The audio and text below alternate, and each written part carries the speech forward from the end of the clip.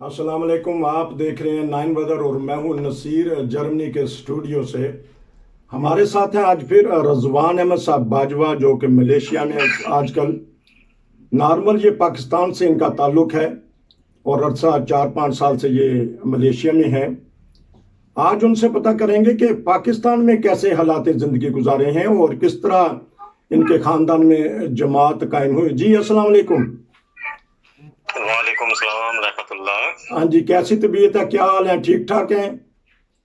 जी अल्हम्दुलिल्लाह, शुक्र अल्लाह का, बिल्कुल ठीक ठाक। अच्छा, मलेशिया का मौसम कैसा है आजकल? क्योंकि यहाँ जर्मनी में अब गर्मी खत्म हो रही है, टेम्परेचर कम होता जा रहा है। जी आपके कैसा है? इधर जी बारिश हो तो मौसम ठीक होता है, वरना तो गर्मी। अच्छा इधर गर्म। मौसम हाँ चेंज जी। जी जी इधर मौसम चेंज नहीं होता, इधर एक जैसा ही है। बारिश हो तो मौसम ठीक होता है, तो ना हो तो गर्म। अच्छा, तो इसका मतलब 12 महीने ही है वहाँ गर्मी रहती है कि पंखे चलाने और एयर एसी वगैरह चलाना होता है? जी जी इधर 12 माह एसी और पंखे चलते हैं। अच्छा, ये तो ज़बरदस्त मौसम हो गया कि। और वैसे क्या टेम्परेचर होता है कि अगर ग्राड में बताया जाए, ग्रेड में बताया जाए? टेम्परेचर टेम्परेचर इधर नॉर्मल यही रहता है, 29 30 32। अच्छा जबरदस्त, ये तो ना सर्दी है ना गर्मी है इसमें, पंखे के बगैर रहा जा सकता है। चलें जी पता करते हैं कि पाकिस्तान के बारे में मैंने जिक्र किया। आप बताइएगा कि आपके खानदान में माशाल्लाह जमात अहमदिया कब से कायम है? माशाल्लाह जी अल्हम्दुलिल्लाह, अल्लाह के फजल से मेरे दादा परदादा से ये जमात चलती आ रही है। माशाल्लाह।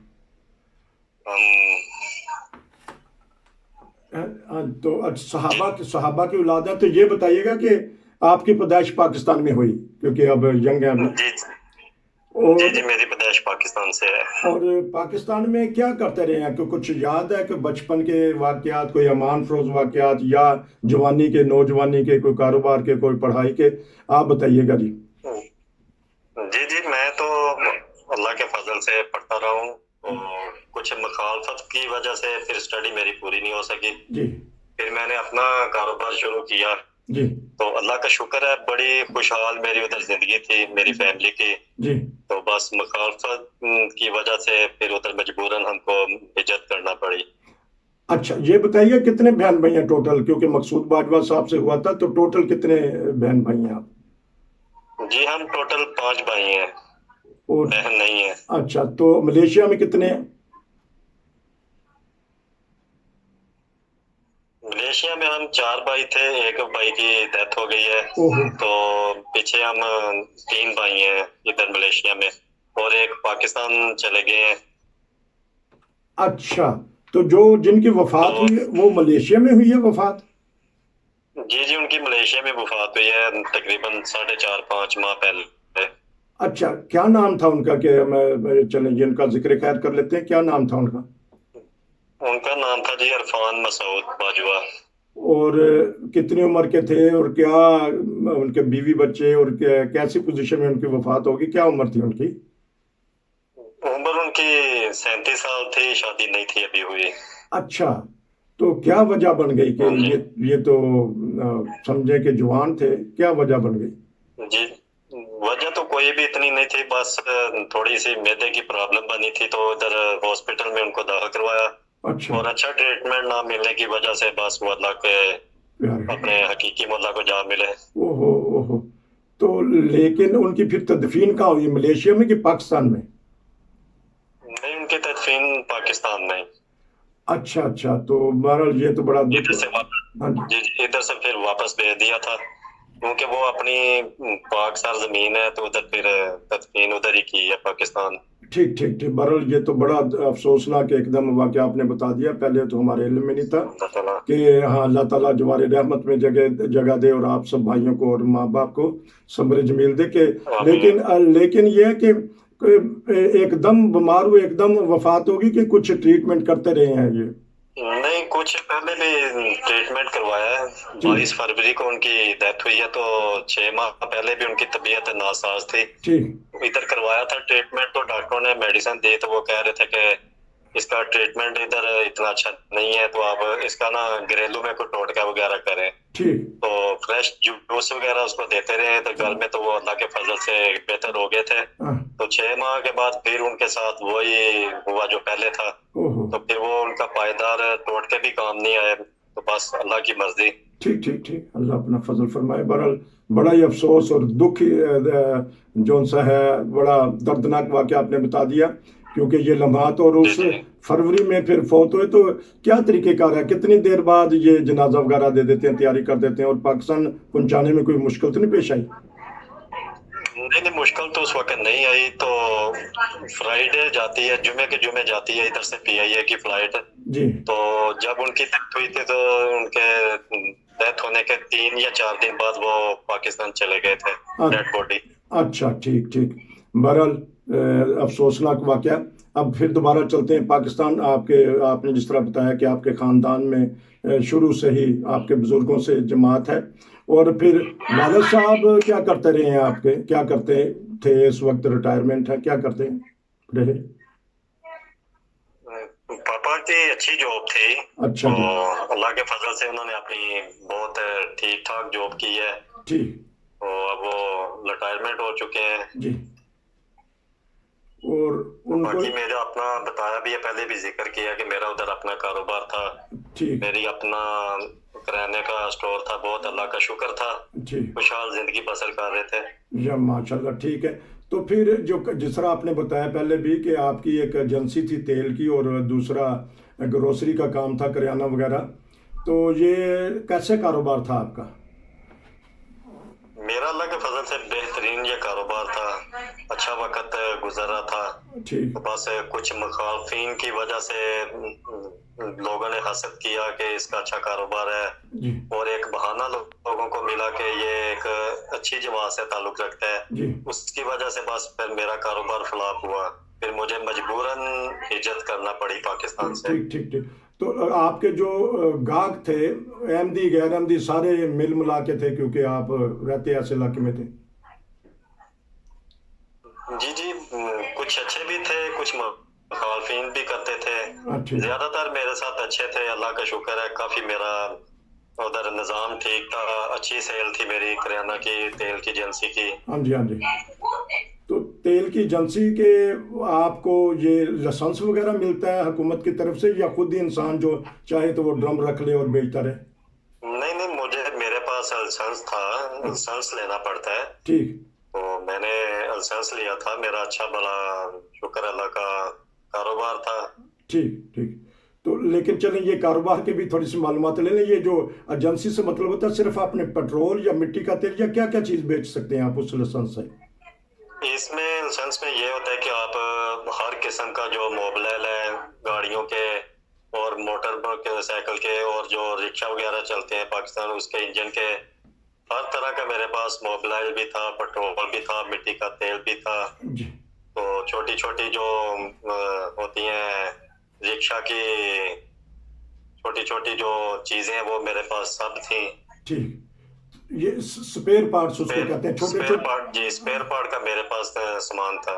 अच्छा, तो साथ ही वर्कशॉप भी डाली हुई थी, या सिर्फ स्पेयर पार्ट्स ही आप बेचते थे? नहीं, स्पेयर पार्ट का ही काम था, तो अल्लाह का शुक्र था, वो लेके जाते थे खुद ही, वो जो हल्का फुल्का उनका काम होता था वो खुद ही सामान लेके काम कर लेते थे। ठीक तो है। जो मैनेजर काम था वो फिर बाहर से करवाते थे। ठीक ठीक। तो लेकिन आप क्योंकि तकरीबन कस्बा था, तो उसमें तो देहात के लोग हैं, वो ट्रैक्टर वगैरह के भी सामान को ज़्यादा कहते हैं कि वहाँ भी वो भी रखते थे आप? नहीं नहीं, वो नहीं था मेरे पास, ये चिंची रक्षा, अच्छी। तो बाकी मेन जो इनका सामान है वो मेरे पास मौजूद था, तो अल्लाह का शुक्र था, मेरा अच्छा कारोबार था, खुशहाल जिंदगी थी। ठीक। क्योंकि मैं भी लाहौर में रहने वाला हूँ वहाँ, क्योंकि मैं इसलिए दिलचस्पी पैदा हुई कि जो ट्रैक्टर के स्पेयर पार्ट्स से वो बदामी बाग से मिलते थे, मोटरसाइकिल के मिलते थे लक्ष्मी मकलोड रोड से। तो ये जो सा चिंची रक्षा तो हमारे बाद आया, तो इसकी कहाँ मार्केट है लाहौर में, या कहाँ इसका सामान मिलता है? मैं तो इधर बदामी बाग बाग से लेता था, जो लारी अड्डा ना, ठीक उधर है। काफी बड़ी शॉप्स हैं, ठीक है। तो सारा सामान मुझे होलसेल से उधर से मिलता था। हाँ ठीक ठीक, क्योंकि मैं भी उसमें उसी में कारोबार था हमारा कि ट्रैक्टर वगैरह का सामान उस वक्त बदामी बाग से मिलता जी है, तो चिंची रक्षे का भी सामान उधर। अच्छा, फिर आपने जब देखा कि मुखालफिन ने आपकी मुखालफत सख्त कर दी और बड़ा मुश्किल हो गया और धमकियां वगैरह भी देते होंगे क्योंकि उनको कारोबार चलता पसंद नहीं आता, तो फिर आपने क्या सोचा? कितनी दफ़ा आपको धमकी मिली, या आपके ख़ानदान को, या जो भी हैं आपके अजीज? जी, पहले नंबर पे तो धमकियां उधर हमारे घर में लेटर लिख के भेजते थे कि आप छोड़ दें अपनी कारोबार, इधर से भाग जाएं वरना आपको कत्ल कर दिया जाएगा। जी इस तरह की धमकियां मिलती थी। बड़े भाई हैं, उनसे उन पे 3-4 बार कातलाना हमला भी हुआ है। अल्लाह का ओहो, शुक्र है वो बाल बाल बचते रहे हैं। अच्छा शुक्र है। तो काफी फिर मुखालफिन हुई, मजबूरन हो के फिर हमको उधर से हिजरत करना पड़ी। अच्छा, ये बताइएगा कि आपका जो कारोबार था इकट्ठे भाइयों का था या आपके साथ मुलाजमीन थे? नहीं नहीं, हमारे इकट्ठे भाइयों का था। ठीक है। मेरा और मेरे बड़े भाई का था। ठीक ठीक तो दूसरे भाई थे वो अपनी प्राइवेट जॉब करते थे, अल्लाह का ठीक शुक्र है उनकी भी जॉब अच्छी थी। ठीक ठीक तो मुखालफत की वजह से फिर उनको भी पाकिस्तान से हिजरत करना पड़ी, हमें भी करना पड़ी। ठीक ठीक ठीक। केस जिस तरह आपने पहले इंटरव्यू में बताया कि आपका केस माशाल्लाह सबका पास है। जी जी, सबका पास नहीं है, मेरे पास अभी पिक्चर लेटर है ठीक। बड़े भाई के पास भी। तो जिन भाई की डेथ हुई है उनका अल्लाह के फजल से पास था। ओहो ठीक तो है। वो तो वैसे ही हकीकी मौला को जा मिले। हाँ, ठीक, ये तो अच्छा। अब चलते हैं कि मलेशिया आप आ गए, तो मलेशिया में शुरू में या आपने क्या सोचा कि किस तरह मलेशिया में जाके ज़िंदगी गुजर रही है आपकी? ये 4-5 मिनट हम इसके ऊपर भी बात कर लेते हैं, कैसे हालात जी हैं, जी, आपने कैसे कैसे। मलेशिया में जी, हाँ जी, मलेशिया में तो जिंदगी बहुत टफ है। पाकिस्तान जैसी नहीं है। उधर तो खुशहाल थे, इधर तो खुशहाल नहीं हम लोग। जी तो बस इधर काफी परेशानी है, पहले इंटरव्यू में भी मैं जिक्र कर चुका हूँ। जी इधर जो मेन इधर प्रॉब्लम्स हैं वो ये है कि एक तो इधर मेडिकल की कोई सहूलत नहीं अच्छी। जी जी जी तो दूसरे नंबर पे जो बच्चों की तालीम है वो तो बिल्कुल फ्लॉप हो रही है। वो कुछ भी नहीं है इधर में ऐसा कि तो बच्चों का मुस्तकबिल बन सके। ठीक। अच्छा, अब ये जमाती तौर पे बच्चे के माशाल्लाह क्लासेस वगैरह ले रहे हैं या एमटीए के ज़रिए, या अपनी कोई इनकी वालदा उनको जो जमात की बुनियादी चीज़ें वो तो बता रही होंगी, कुरान पाक वगैरह, या जो जी जी, छोटे जी अल्हम्दुलिल्लाह बच्चे मेरे हैं तो इधर घर में वो कुरान पाक की तालीम अपनी वालदा से ले रहे हैं। जी तो बाकी अल्लाह के फजल करम से जमात है वो ऑनलाइन कुरान की क्लास का भी वो कर रही है, तो हो भी रही है क्लास। तो अल्लाह के फजल से मलेशिया की जमात है वो काफी अच्छी है, काफी तावन भी कर रही है। माशाल्लाह। तो यहाँ तो आपको कोई मुखालफत इस किस्म की तो नहीं जो पाकिस्तान में थी कि आप आसानी से अपनी तबलीगी सरगर्मियाँ या जो दीनी सरगर्मियाँ हैं आराम से कर सकते हैं? नहीं नहीं, ऐसी मसला नहीं है। इधर काम हम अपना कर सकते हैं, नमाज भी पढ़ते हैं। अच्छी अल्लाह के फजल से जमाती लेवल पे काफी सपोर्ट है। तो अल्लाह का फजल है कि हमारी जमात बहुत अच्छी है मलेशिया की, जी बहुत अच्छा तावन कर रहे हैं इंतजामिया। जी अल्लाह ताला इनको जज़ा दे। आमीन। और बच्चे वगैरह कोई वक्फनों में भी शामिल हैं, क्योंकि ये तो पूरी दुनिया की तहरीक है। जी जी, मेरी बेटी है वो वक्फिनों में शामिल है। अल्लाह के फजल से उसने अपनी एज के मुताबिक अपना निसाब कंप्लीट कर लिया है। वाह तो ये प्यारे आका की दुआएं हैं। माशाल्लाह। तो इधर जमात की भी मेहरबानी जो अच्छा तावन कर रही है। ठीक, ज़बरदस्त। तो जो एमटीए का क्या इंतज़ाम होता है वहाँ? यूट्यूब पे देखते हैं खुतबा वगैरह, या एमटीए के प्रोग्राम, या कोई और सिस्टम है आपके पास, डिश वगैरह है? जी जी, इधर हैं दोस्त जिनके पास डिश भी है, वो उधर अपना देखते हैं लाइव। ठीक तो बाकी काफी इधर दोस्त हैं जो मोबाइल पे यूट्यूब पे वो आता है ऑनलाइन। तो वो अल्लाह के फजल से वो इस तक फायदा उठा रहे हैं। तो कुछ और पैगाम देना चाहते हैं, क्योंकि सारी दुनिया आपको सुन रही है, कोई बच्चों के बारे में या मलेशिया के बारे में, या जो आपने तकालीफ देखी है उस बारे में, ये 1-2 मिनट आप बता दीजिएगा, फिर प्रोग्राम खत्म करते जी हैं। जी, इधर तो अल्लाह के फजल से जिंदगी इतनी जो पाकिस्तान वाली थी वो नहीं इधर गुजर रही। बाकी शुक्र है अल्लाह का, ठीक चल रहा है निज़ाम। तो बच्चे हैं उनका बस बहुत परेशान है, उनकी तरफ से सब वालिदैन, इधर तालीम का कोई इतना अच्छा म्यार नहीं, जी मेडिकल की सहूलत नहीं।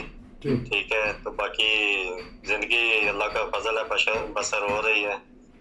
तो चले, आप बच्चे वाले हैं माशाल्लाह, तो आप ये पार्क वगैरह ये में या खेलों के मैदान में बच्चे वगैरह जाते हैं, आज़ादी से खेल लेते हैं, बाहर जा सकते हैं, कोई खतरा या डर वगैरह तो नहीं? नहीं, ऐसा तो खतरा वगैरह नहीं है इधर तो। अभी तो फिलहाल गवर्नमेंट की तरफ से लॉकडाउन है, जिसकी वजह से बच्चे अभी पार्क वगैरह में नहीं जा सकते। ठीक। तो अल्लाह ताला मलेशिया के हालात बेहतर हो रहे हैं, इंशाल्लाह अल्लाह ताला करेगा भी, तो फिर गवर्नमेंट की तरफ से इजाजत मिलेगी तो फिर बच्चे जाया करेंगे, पार्क में खेला करेंगे। ज़बरदस्त, बहुत शुक्रिया आपने अपने कीमती वक्त में से हमें दिया। तो जब भी आपका दिल करे आप मैसेज कर दीजिएगा 9 बदर टीवी इंटरनेशनल को, तो हम आपसे बातचीत करने के लिए तैयार हैं। और हम दोस्तों को भी कहते हैं, जहां भी रहते हैं दुनिया में, आप 9 बदर टीवी इंटरनेशनल को अपना मैसेज दे दीजिए और अपने जो मसाइल हैं, अपनी जो खुशियां हैं, अपने गम के लम्हात हैं, वो हमारे से शेयर कीजिएगा। आपका बहुत शुक्रिया, इंशाल्लाह फिर आपसे मुलाकात होगी। नसीर को जल्द से इजाज़त दीजिए। अस्सलाम वालेकुम।